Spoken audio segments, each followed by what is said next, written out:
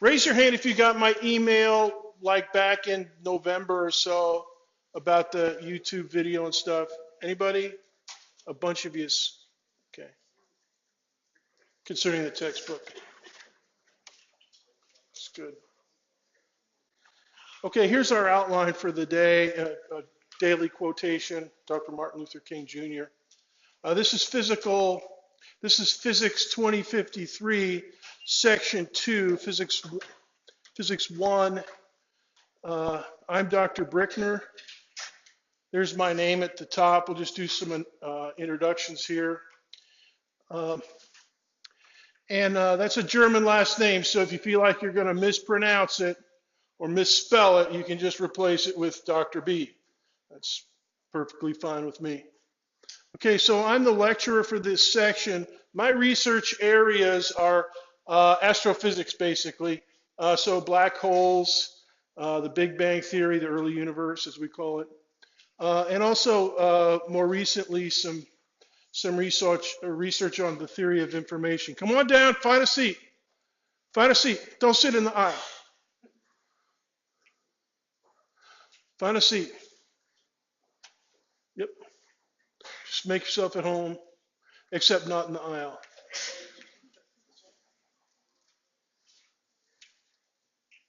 Right, so now Physics 1, we're not going to be talking about black holes very much, if at all. But anyways, that's my research area.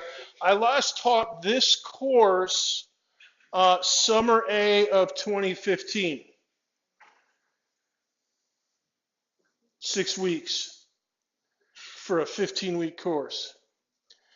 And they worked really hard. And I know you guys are going to work really hard as well because we got a lot of stuff to do. Now, another thing I want to go over with you is our two assistants up here. First, please welcome Muthana Hussein from Iraq. And I've got his spec sheet here. He's a grad student over in the Nanoscience Center in chemistry, and he's from West Iraq, where he was, before he came over here, he was a school teacher. Is that pretty good? In chemistry. So he's, I'm not that good on chemistry, but thank God that Muthana is here. He is. He's an expert on it. Also, we have Kevin Green. Now, Kevin Green is an undergraduate, and he's a biology major. He took 2053 last semester. What did you get? I got an A. He got an A. All right. So he'll be here Wednesdays. All right. Let me get this. Okay. Kevin's going to be here on Wednesdays. And so Wednesday, every day we're going to be working together on problems. We're going to be solving physics problems at the wazoo. And Kevin is going to help you crush them. Are you trying to go to med school? No. Trying to graduate, yeah, I heard that. All right. Did you know, have you guys heard about the waiting list? For this and the other 2053s? It's like 300 students. Yeah, the labs are the limiting factor. And the waiting list, that's a whole other section in this class, this lecture hall. So I no longer wonder about why they call it UCF, you can't finish, yeah. But, all right, so anyways, Kevin Green's he's gonna bust out of here right now, and Muthana's gonna stay and help out. And but Kevin's going to be here Wednesdays, and Kevin, good. Oh, his hometown is Orlando. So, all right, good. I'll see you on Wednesday. Thanks, Kevin. And we thought you could just have a seat and relax. Now, so that's introductions. What we're going to do next is we're going to do some scientific observations here in the lecture. Oh, wait a minute. Before we do that, time out. We also have SI, the supplemental instruction. Is your guy here? Yeah. Okay. And so, what is your name again? Tiffany. Okay, this is Tiffany from SARC, and SARC is awesome. Go ahead. Hi guys, my name is Tiffany. I'm from the Student Academic Resource Center. If I raise a hand, how many of you have heard of SI before? So the majority of you said awesome. So for those of you who don't know, SI stands for Supplemental Instruction. There will be SI sessions held every week by your SI tutor. And these SI sessions are essentially study sessions where you go to work on problems or concepts that were discussed in class. Every scientific class you've ever been in, we take our marching orders from Galileo. He's the one that started it, and observation was his middle name. And so that's what we're going to do. And in fact, I want to show you a famous quotation of his. Now, this will be on YouTube, so you don't have to copy it down verbatim. But this is his famous quote about the grand book of the universe. Specifically, philosophy is written in this grand book. I mean the universe, which stands continually open to our gaze. But it cannot be understood unless one first learns to comprehend the language and interpret the characters in which it is written. It is written in the language of mathematics, and its characters are triangles, circles, and other geometric figures, without which it is humanly impossible to understand a single word of it. And without them, one is wandering about in a dark labyrinth. Now, that's from his book in 1623. It's almost 400 years ago, nearly. Il Saggiatore, the Assayer. And that's one of his most famous quotes about this thing that we do. This thing that we're doing, it has a mathematical backbone, and we're going to be working our you-know-what off along those lines this semester. Right now, geometric figures, basic one right here, good old right triangle. Geometric figures, what are those designed for? Geometric. Metric means to measure, geo means earth. They were invented to measure land. Figure out how many acres you have in Mesopotamia or Egypt or something like that. When we know this formula, area is equal to 1/2 base times height. We're actually going to use that in some of our studies when we figure out the distance traveled by an accelerating object. Here's another one. Look at that. Ever seen that shape? What is it? It's an stop sign. All right. Now you can do trig and figure out the area of this if you know the dimensions. Another way that in general you could come on down, find a seat. Come on, don't stand in the back there. You're making me nervous. But it doesn't make me nervous for you guys to come down the aisle and try to snag a seat. So if you're a few minutes late, just kind of moat. Hey, where's that guy going? He just left. I'm not sure he's getting the message. Anyways, yeah, come on down and make yourself at home. It's not a problem. Another way that you can estimate the area, measure the area of an octagon or a heptagon. You can't compute exactly a heptagon, a 7-sided figure, but you can estimate it in this way. First, you draw a circle around it. So that blue one, that's a circumscribed circle, pi r squared. If you draw a circle, you know the radius and the center. Then you draw another one on the insides, an inscribed circle, pi r squared for that. Now the area of your octagon or your whatever-agon is going to be somewhere between pi r squared for the little one and pi r squared for the big one. All right, so this is what Galileo was talking about. And believe you me, for the physics that we're going to be studying and all the way up to black holes and stuff, we are always thinking about geometric concepts all the way. So here's the outer circle, circumscribed, and then here's the inner circle. Question? Yeah, you could do it by trig. I'm just for an octagon, but you can't do it for for any polygon. And you can't do it unless it's a regular polygon or a regular octagon. So if you have something that's a little wobbly or something, you can still use this method. Anyways, we're not going to be measuring octagons, but we are going to be thinking geometrically and mathematically. Here's another famous quote from Professor Galileo. Did you know that he wasn't a physics prof? There was no such thing as physics. He called it philosophy. And even Sir Isaac Newton, he called it philosophy. And in the 1800s, they started calling it physics. But Professor Galileo, he was a math professor. And he said, measure what is measurable, and make measurable what is not so. So let me take your clickers out. Let's do a question about measurement. And this is I'm just throwing in a clicker question. We're on frequency DD. Turn your clicker on, and if you don't have Go Nitro, if it doesn't say ready, hold the power button down until the rectangle flashes. Then type in DD, and you'll get the Go Nitro message, and you'll be on. We just have one question today, just for practice. Here you go. How does one ordinarily measure the mass of an object? Go ahead and click in and answer.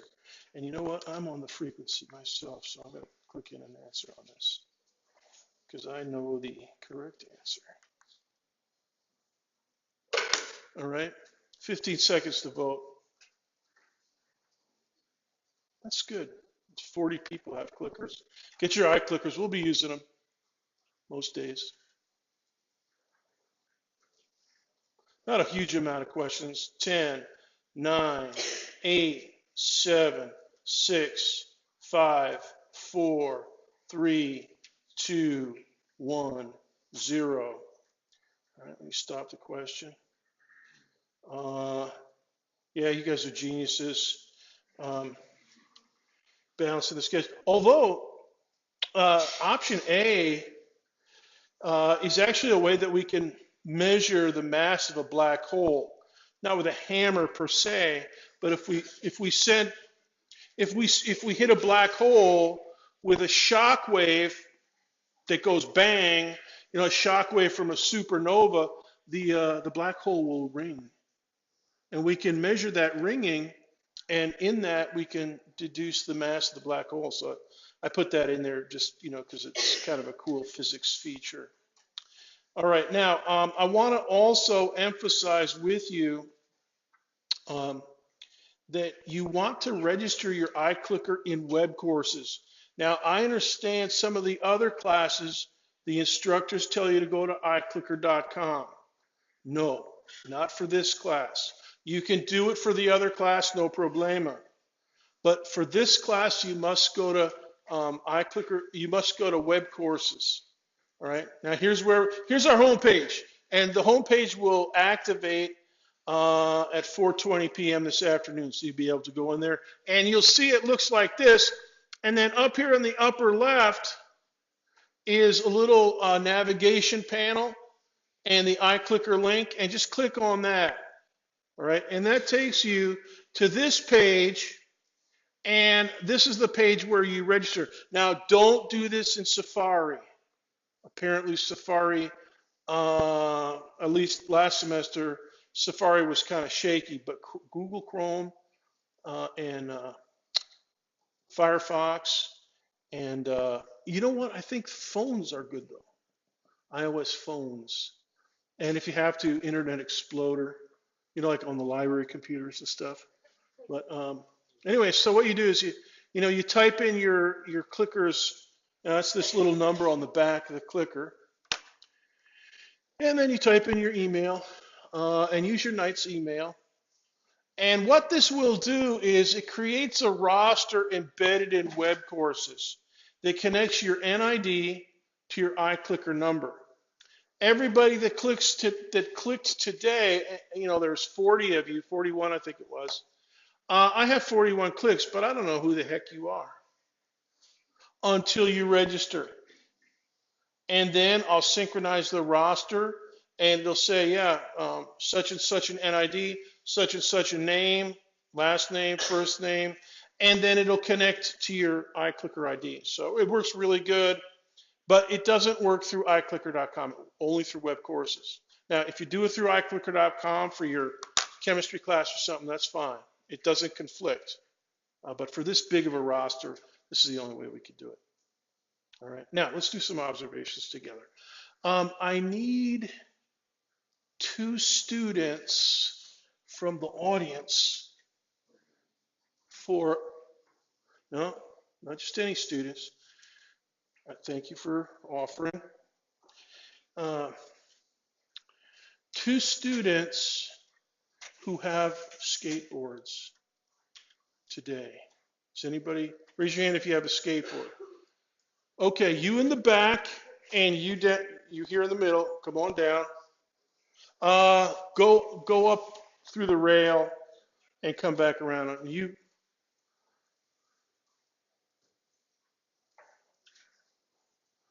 This middle is extremely dangerous. You know, this building is like, oh, nice jump. This building is like the 3rd oldest building on the campus. And this lecture hall is pathetic. Anyways, come on down here, you guys. Question? It's actually the 3rd oldest object in the observable universe. Yeah, I wouldn't doubt it. All right, now, first I need to know your names. Hannah? Kyle. Okay, Hannah and Kyle, I want you to come up right up here in the front. Okay, and stand up here in front of this stool. Okay. Okay, put your skateboards down. Okay. And what I want you to do is I want you to mount up facing each other. Okay. All right. And so kind of align your skate. No, they got to be aimed at each other because you're going to be pushing off of each other. Yeah, that's good. Right. Excellent. Okay. Can you help me with this over here? Can you lift this from below? No, not from there. Below. Lift it from underneath and just move it back over here for a minute. No, not from there. Right from here. Okay, just bring it back over here. That's good. Okay, mount up. Hannah and Kyle. Yep. Right now, I was rolling forward. I want you to do patty cake. Okay. All right? Are we pushing? No. I didn't say that. Okay. Improv. So what these guys are going to do, Kyle and Hannah are going to push off on each other when I say go. Okay, so I'm going to go 1, 2, 3, and then go. Okay. Ready? Let's do it. 1, 2, 3, go. Notice anything?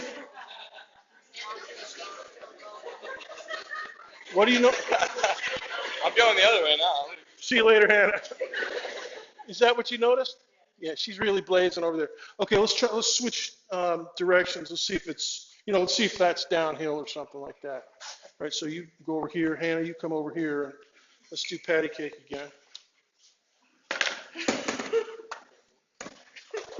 And you may think this is kind of stupid, but it's actually extremely general. Hold on. When I say go. 1, 2, 3, go!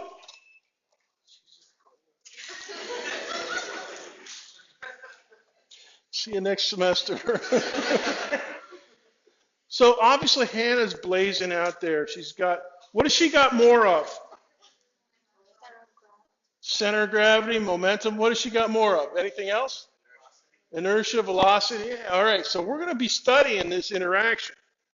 And thanks, Kyle and Hannah. Thanks.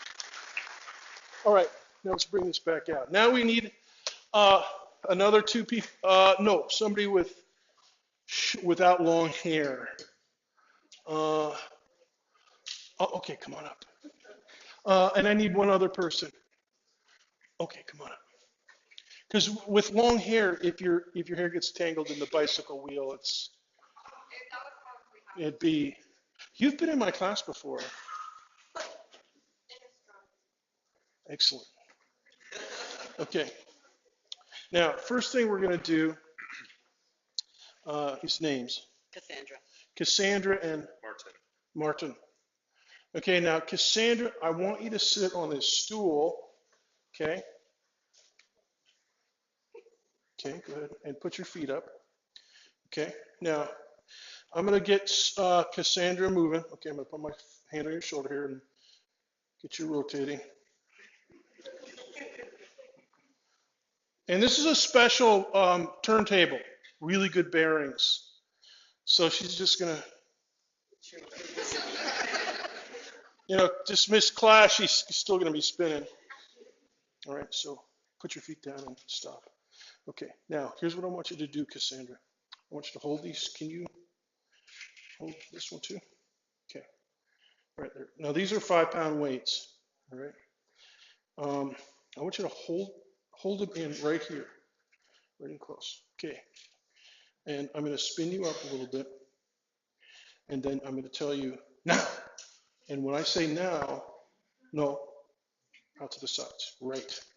Okay, as straight out as you possibly can. Okay.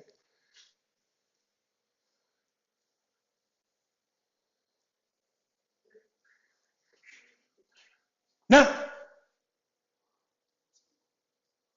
did you notice anything? Bring it in.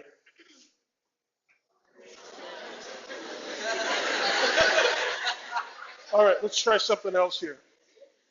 Okay, so when she was spinning at the original speed, so many RPMs, whatever it happened to be, we could measure it with a stopwatch and counting. When she extended her arm, she slowed down to a lower RPM. All right? Now, I want you to start with your arms out. Now I'm going to spin you up.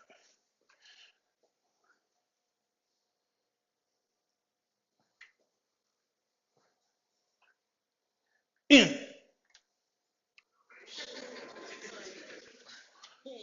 Put your feet down. Are you feeling a little dizzy?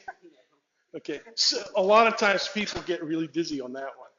Okay, that's the opposite. We started her at the initial rotation rate but with her arms out. And then when she brought them in, just like ice skaters at the Olympics, she started really spinning. Write down in your notes, angular momentum. Oh, and your first observation for your notes, skateboard interaction. Hey, I have a question for you with the skateboards. Who is in contact longer, Hannah or Kyle? I mean, because Hannah went blazing off no matter which direction she was in. So she was in contact longer than Kyle was, right? Or was Kyle in contact longer? That's got to be. What do you mean by Well, the amount of time that they were in, once they break contact, they're no longer pushing on each other. So the contact time or the interaction time, so Kyle had a longer interaction time? Or, very good. I couldn't trip you up. They had the same, by definition, contact time, 0.1 second for each of them, whatever it happened to be, they each had the same amount. So go back to your notes about the first observation and write that down. Okay, Cassandra. Thank you. You can put the weights up on the table. Now, Martin, bicycle wheel. All right, have a seat. And I want you can sit down if you want. And let's give Cassandra a hand. She did a great job. All right, now, Martin, I want you to put your feet up. And this is a spinning object. And I'm going to spin it up as fast as I can get it going. Put your feet up. Keep them up. Okay, now grab it like this. Right? And then down here. Flip it.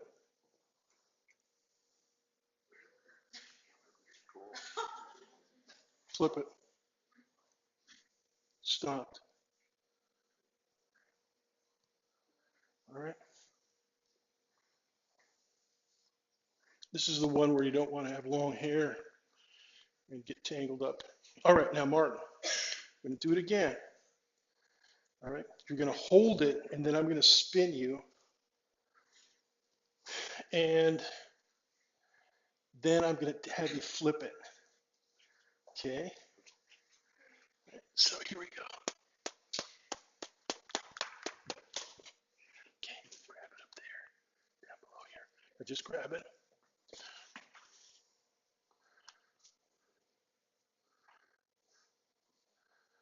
Flip. Was that easy to do or hard? A bit difficult. It's kind of tricky. You need some oomph. You need a little bit of force. Flip.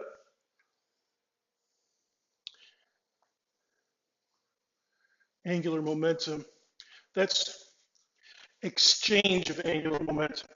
The first one, conservation of angular momentum. In the middle of the semester, we'll be studying that. Thanks, Martin. And let's give Martin a hand. All right, now, could you come up and help? Yeah. We're going to do one more demonstration with you. And this is actually going to take us to the end of our semester and into Physics 2. All right, fellas, come on. What I want you to do is hand these out. We're handing out diffraction gratings. They look like a clear piece of plastic, but they're not. Hold them by the edge. Don't put your greasy fingerprints on the metal, on the plastic part. Okay, so just take a few bindles and just hand them out to people. Don't count them out. Just hand them out. And if everybody in your, here, take one more. Take one more. Okay, and go up this side. Yuthana, you're going to take some over here on this side. Okay, and if your row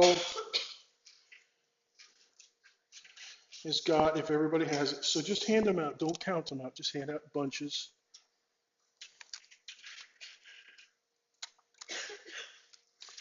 Okay.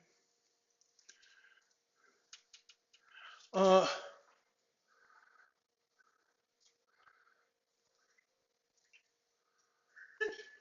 right. Take another few over there. Yeah, go over on this side. Yeah. What is your name again? Jordan. Okay. George. Go to the top and don't just hand out the whole pile. Just hand out, 4 or 5 per row. Okay, go up to the folks on top. All right. Now let me get some going up the middle here.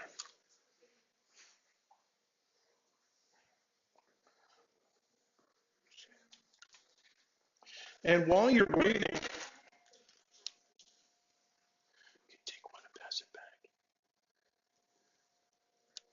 Look at the lights. Look at the, you should see rainbows when you look at the incandescent lights. Okay.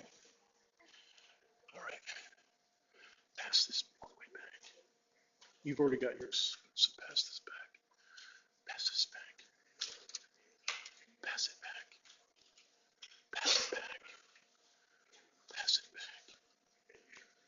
Pass it back until somebody doesn't have any. All right. If you have some leftovers, pass them to somebody to your left or to the right or up from where you are. And we'll collect these at the end of class. So take a gander at the incandescent lights. And the way that you want to hold it in this set of observations, by the way, observation set number 3, diffraction of light. D-I-F-F-R-A-C-T-I-O-N.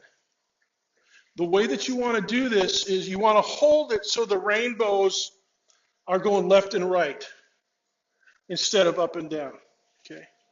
Left and right is going to be a little bit easier. Who doesn't have a diffraction grating? Muthana, a few people up here. Who's got a pile? It's the pile's going back. All right. Who doesn't have any? Okay. All right, we'll get Methon up all the way to the top. Yeah. Diffraction of light. Diffractation. Diffraction of light. The rainbows that you see is light, our light dispersed by the teeny tiny black lines photocopied onto the clear plastic. But they're so small. As a matter of fact, if you look, it says so many, what does it say there? 500 lines per millimeter? Yeah. 500 lines per millimeter. That's how, and there's space between them. So it's actually, every millimeter is has got about 500 lines and 500 blank space, clear spaces. The light goes through there and it bends, it disperses, and each color disperses to a slightly different angle. And that's what you see, that's why you see a rainbow. All right? Now, let me turn off the projector. I'm going to pause the YouTube for just a second here. So here's the hydrogen space. So this is a nice photograph in a really dark room, this black stripe. That's the discrete spectrum of hydrogen. Those are like the fingerprints. If an astronomer or any other scientist looks at a sample of something that he doesn't know what it is, and he sees those colors, he can say to himself or to herself, I've got some hydrogen. And depending on the intensity, he might be able to say, wow, I've got a lot of hydrogen. Or if it's really dim, he might say, well, my hydrogen, I might have some hydrogen, but it's not a lot. Or it's not very, it's not under the right conditions to produce these lights. The red line is called H alpha, hydrogen alpha. The aqua line is called H beta, hydrogen beta. The second in the series of visible spectral lines of hydrogen. The two purpley bluish ones, H gamma and H delta, and possibly we'll calculate their wavelength and frequency toward the last part of the semester. Our target week, right before finals, we'll be talking about waves and oscillation, and I'll give you a sneak peek of quantum mechanics. So why is it that we want to study angular momentum? This business of the bicycle wheel, it's nice, it's entertaining. Go to the Olympics, the Winter Olympics, you see the ice skater, big deal. They spin fast, they spin slow. Why is that important? Well, it's important if you're an ice skater, but if you're just a spectator, you watch it, you enjoy it, and then you head home and get a Philly cheesesteak sandwich or something for dinner. But it doesn't make, a hill of beans of difference. Skateboarders, the contact time. See, you guys, I can usually outwit a few students with that question, who has the longer contact time. But you guys are hard to shake. It's good. Contact time, interaction time. You remember that you've heard it probably, that law, Newton's third law. By the time we get to exam 1, we're going to be talking about Newton's laws of motion. And we're going to be talking about that skateboard demonstration. For every action, there's an equal but opposite reaction. Now, what does that mean? Hannah didn't look equal. I mean, she was just about to keep on going. If there wasn't a wall there, she'd still be going. Right? That didn't look equal to me. But Sir Isaac Newton said, yeah, there is something equal. And you know what it's related to? It's related to the contact time, delta T. The amount of time that they're pushing off. What is a push? A push is a force. And that is what Sir Isaac Newton's laws are all about. Angular momentum. The conservation of angular momentum. You know, when Cassandra brought the weights, wait a minute, that was you, Cassandra, right? When Cassandra brought the weights in, and she spun a little bit faster when she brought them out. And then when Martin flipped, did you know that the structure of molecules is related to the angular momentum states of electrons? Yeah. So, so this is really nice ice skater effective stuff. Until you're looking at some kind of an atomic system like this. Famous photograph 51. What is that? Oh, my wonderful students. That is the most famous scientific photograph of all time. That's the one that Rosalind Franklin got back in, I think, the 1940s or the 50s. And what did it show? The spiral structure, the double helix of DNA. And everything in this model has a little bit of skateboard interaction. There's stuff in that model that you can model as Hannah and Kyle. The very core of DNA, what is it, guanine and cytosine, adenine and thymine? And how do they bind together? Hydrogen bonding. And you saw the energy levels in the spectrum of hydrogen. And oh my goodness, spin flipping that Martin did, guess where he observed that? MRI.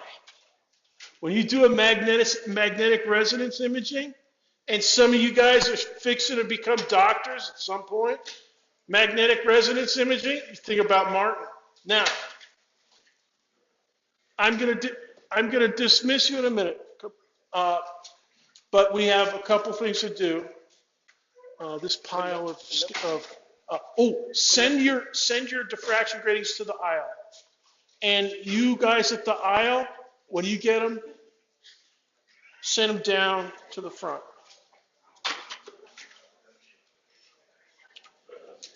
Now,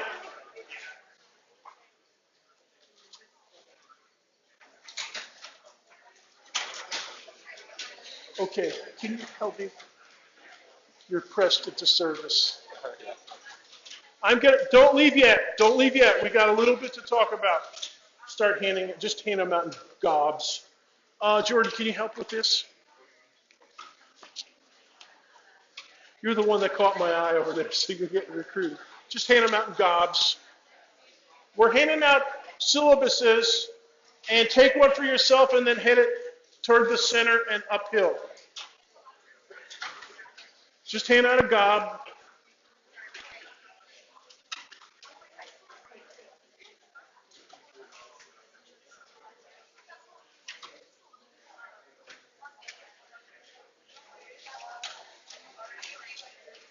And this and all lectures will be on YouTube a little bit later this afternoon. Just hand them out row by row. Hand them out in gobs, very fast. And who's got the diffraction gratings? Pass, you guys on the aisle, pass them down to the front. Who's got? You've got them? Yeah, put them in there. Okay. Now we're handing out these. Thanks for doing that, man. Santee. Thanks, man. Grab yourself. Who doesn't have a syllabus yet? Okay, they're making their way. You guys that have a lot of extra syllabuses, head them uphill and toward the center. All right, now listen up. Your homework tonight is homework 0, and it's our attendance homework. You know how that goes. You know, the federales have to keep an eye on you and everything like that. I want you to review chapter 1. I'm not going to lecture chapter 1. I'm going to assume that you've studied it and familiarized yourself with it. We're going to start with chapter 2 concepts, the syllabus and chapter 2 concepts on Wednesday. So read ahead into chapter 2 of our free textbook.